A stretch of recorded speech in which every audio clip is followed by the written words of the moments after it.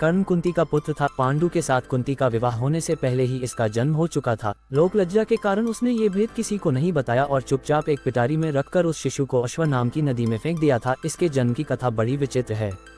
राजा कुंतीभोज ने कुंती को पाल पोस कर बड़ा किया था। राजा के यहाँ एक बार महर्षि दुर्वासा आए, कुंती से उनका बड़ा सत्कार किया और जब तक वे ठहरे उन्हीं की सेवा शुश्रूषा में रही। इसकी इस श्रद्धा भक्ति से प्रसन्न होकर महर्षि ने उसे वार दिया कि वह जिस देवता को मंत्र पढ़कर बुलाएगी वही आ जाएगा और उसको संतान भी प्रदान करेगा। कुंती ने नादानी के कारण महर्षि के वरदान की परीक्षा लेने के लिए सूर्य नारायण का आवाहन किया। बीएस उसी क्षण सूर्यदेव वहां आ गए। उन्हीं के सहवास के कारण कुंती के गर्भ से कर्ण का जन्म हुआ। जब पिटारी में रखकर इस शिशु को उसने फेंक दिया तो वह पिटारी बहती हुई आगे पहुंची। वहां अधीर ने कौतूहलवश उसे उठा लिया और खोलकर देख तो उसमें एक जीवित शिशु देखकर वह आश्चर्य करने लगा। अधीर उस शिशु की निरीह अवस्था पर करुणा करके उसे अपने घर ले आया और उसका पालन पोषण करने लगा। उसने उसे अपनी संतान समझा। बालक के शरीर पर कवच कुंडल देखकर उसको और भी अधिक आश्चर्य हुआ और तभी उसे लगा कि वह बालक कोई होनहार राजकुमार है। उसने उसका नाम वसुसेन रखा। वसु का अर्थ है धन, कवच कुंडल रूपी धन उसके पास था। विधाता ने ही उसको इसे दिया था, इसलिए उसका नाम वसुसेन उचित ही था।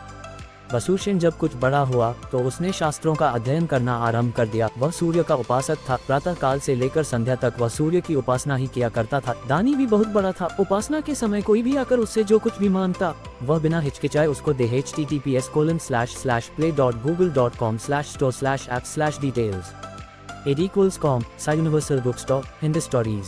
दानवीर कर्ण।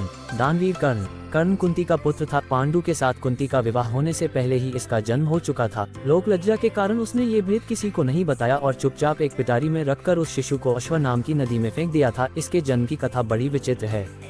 राजा कुंतीभोज ने कुंती को पाल पोस कर बड़ा किया था। राजा के यहाँ एक बार महर्षि दुर्वासा आए, कुंती से उनका बड़ा सत्कार किया और जब तक वे ठहरे उन्हीं की सेवा शुश्रूषा में रही। इसकी इस श्रद्धा भक्ति से प्रसन्न होकर महर्षि ने उसे वार दिया कि वह जिस देवता को मंत्र पढ़कर बुलाएगी वही आ जाएगा और उसको संतान भी प्रदान करेगा। कुंती ने नादानी के कारण महर्षि के वरदान की परीक्षा लेने के लिए सूर्य नारायण का आवाहन किया। बीएस उसी क्षण सूर्यदेव वहां आ गए। उन्हीं के सहवास के कारण कुंती के गर्भ से कर्ण का जन्म हुआ। जब पिटारी में रखकर इस शिशु को उसने फेंक दिया तो वह पिटारी बहती हुई आगे पहुंची। वहां अधीर ने कौतूहलवश उसे उठा लिया और खोलकर देख तो उसमें एक जीवित शिशु देखकर वह आश्चर्य करने लगा।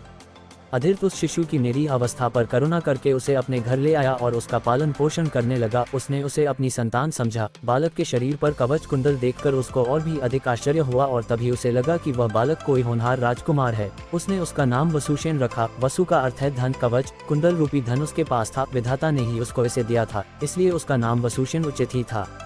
वसुसेन जब कुछ बड़ा हुआ तो उसने शास्त्रों का अध्ययन करना आरंभ कर दिया। वह सूर्य का उपासक था। प्रातः काल से लेकर संध्या तक वह सूर्य की उपासना ही किया करता था। दानी भी बहुत बड़ा था। उपासना के समय कोई भी आकर उससे जो कुछ भी मांग